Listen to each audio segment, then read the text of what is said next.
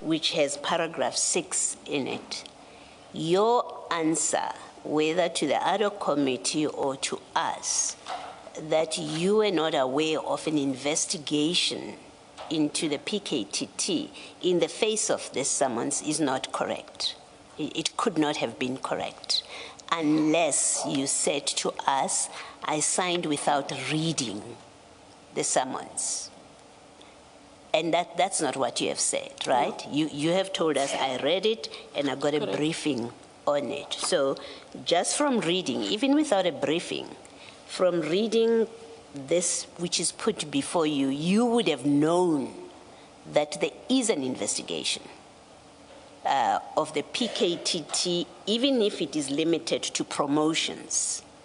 And even if we said it is limited to promotions, you would have known on the day that you signed this that there is an investigation. And where you represent that, or where you answered that I'm not aware of the PKTT and of an investigation against them, that answer was not correct, as your summons tells us. In fact, I think if I speak frankly, that answer was false when you gave it. And the falsity is evidenced by paragraph 6 of your summons. Do you want to comment? I do have a last direct question that I would like to ask you, but do you have any comment on these two that I'm putting to you? Commissioner Baloy, I honestly said I was unaware of a PKTT investigation. I understand it's not reconciling with this and why I signed it. I, however, have to take responsibility for having signed this. Let me ask you, lastly, my direct question. Sorry. Yeah, I just want to correct you. There's a nuance between you were not aware of a PKTT investigation and there was no PKTT investigation. IDAC was not investigating the PKTT. Just now, you said you were not aware of an investigation. Big difference. Okay. Do you agree with me? I agree. What I wanted to convey when I came back was I checked with the project manager. There is no PKTT investigation. I checked with Mr. Padiachi. There's no PKTT investigation. But you say, and I am also not aware of a PKTT investigation. Yes. Crucially, you said when I engaged you, you said, as at the time you signed, there was no PKTT investigation. That's a very important distinction. All right. Thank you. Now my direct question to you. Outside of a briefing by Chief Perumal to do with this summons, out of that, have you held a discussion with anyone from IDAC, civil society, whether it's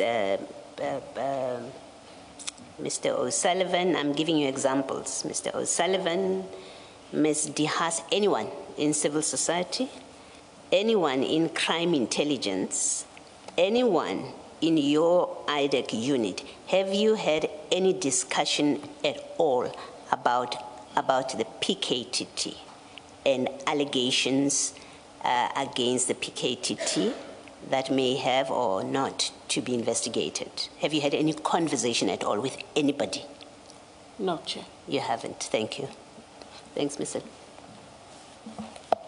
Remember which channel of Mr. O'Sullivan claiming that on these matters, including the hiring of Brigadier Mkwele, that he had discussions with inter alia IDAC. Are you aware of that interview or that claim by Mr. O'Sullivan? And whether or not you are aware of it, perhaps I'll take it further. Did you have any discussions, you being IDAC, of course, with Mr. O'Sullivan regarding these matters, the investigations that IDAC is conducting? and how it came to conduct them. And if you had any such conversations, can you provide the context? No, I haven't had conversations. But is it I personally or IDAC? I personally.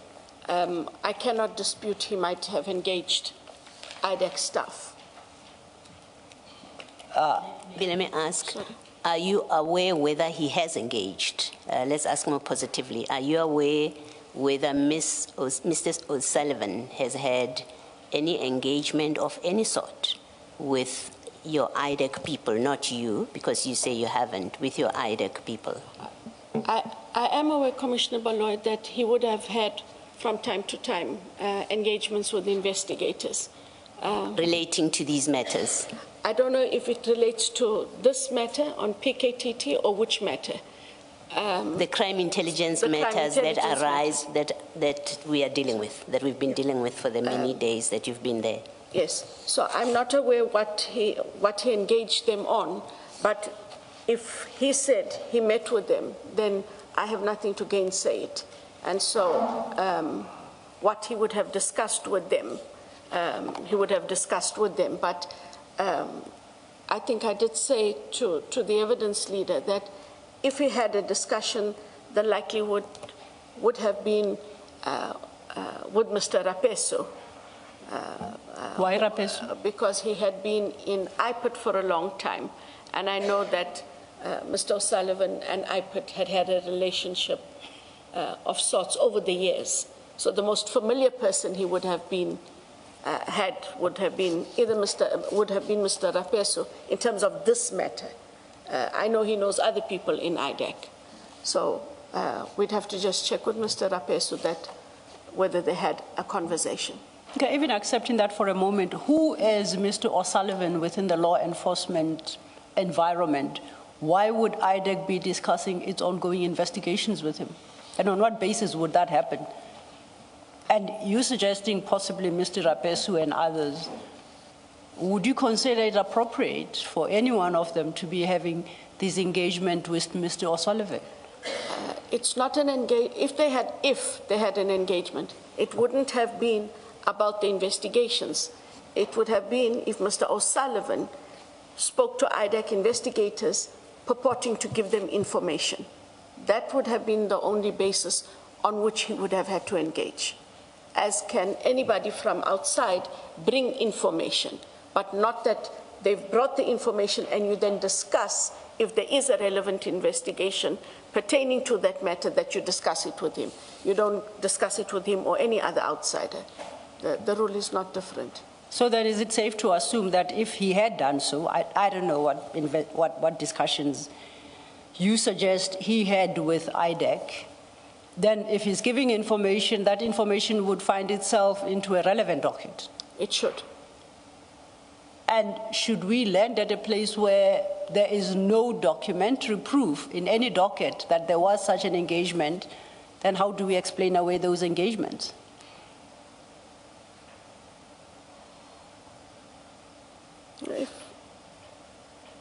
If he's had engagements, they would have. If they had engagements with him, it would depend on the value of what came out of them. A lot of the time, it might just be mind over matter, not substance, that then didn't have to be dealt with.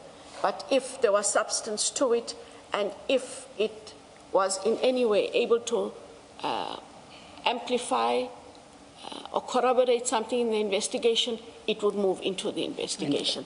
The investigators would make that assessment, Chair. So where he claims, if he were to claim that there were meetings with IDAC, that wouldn't be entirely correct. Because once you call it a meeting, you're sort of formalizing the engagement. Would you still accept the possibility of him having meetings, whether at his offices with IDAC or at IDAC's offices?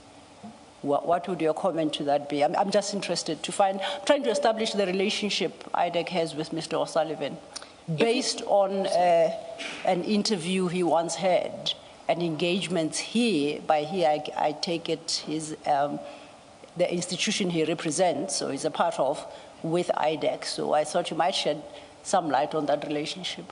however formal or informal? If he met with the investigators, it would have had to have been for information sharing. I can't see what else. Not being part of them, I'm thumbsucking, which is wrong. But you haven't had such engagements with him on behalf of IDAC? As the head of IDAC, no. You say as a head of IDAC, in what capacity have you as a matter of interest? We've had engagements with him in the past on other matters when we were in the DSO. The Celebi matter comes to mind. And there were other matters that would have been referred. I'm not sure about the matter against Major General Solly Lazarus, but we have had engagements previously with Mr. O'Sullivan, including that he did serve the ID with a document, and that was as far as the IDAC engagement went. You sometimes refer to yourself as the ID. Which ID are you talking about now? Not you. When he served the ID with a document for information. Who's that? Which ID is this year? Is that the investigating director, me. Or the ID you're referring to yourself? Yes. Oh, sorry. Not the one that's today, the one that was the other day, when she was still the ID. Okay. As long as the commissioners understand, don't mind me. Commissioner Kumalo, you wanted to deal with the annexure still. Advocate Johnson, on the issue of Mr. O'Sullivan, it was on the 27th of June 2025. He was on Newsroom Africa, one of those late evening programs, and he said there, I've met with IDAC several times and I've given them documents.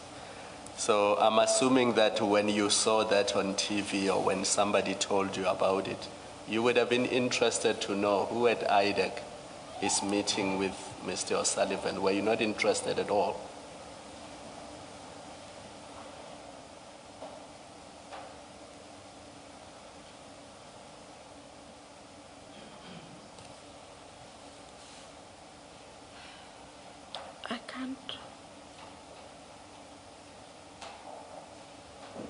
I can't recall the interview, but if he said he was meeting with IDAC several times, the one person that I do discuss it with would be Mr. Sissoko, to find out if Mr. O'Sullivan engaged with anyone in IDAC.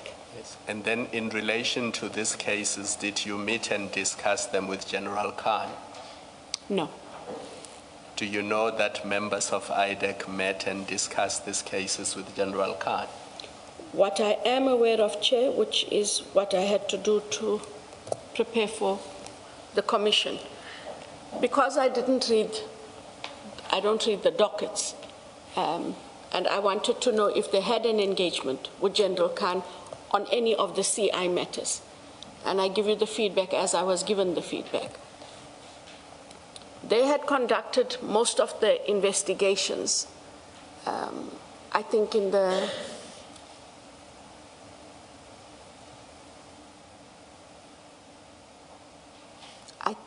Mokwele matter. I speak under correction.